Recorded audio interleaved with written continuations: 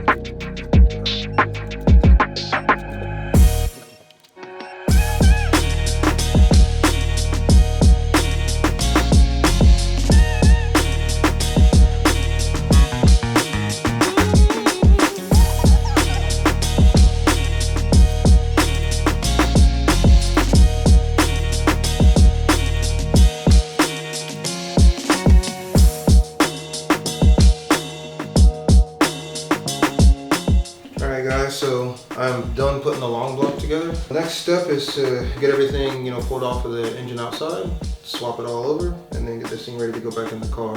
This car will be keeping the stock air pump system along with all the other emissions stuff that comes on these things. We want to make sure that we're not going to set anyone up, to not be able to pass emissions in the local stage. So, gotta kind of stop for the day. I got a couple things I'm waiting on, but as soon as they get here, we can continue. All right, guys. Well, if you like the build that we're doing and you want to follow along, make sure you click the like and subscribe button at the bottom of the screen, and we'll keep you up to date with what we're doing with this thing.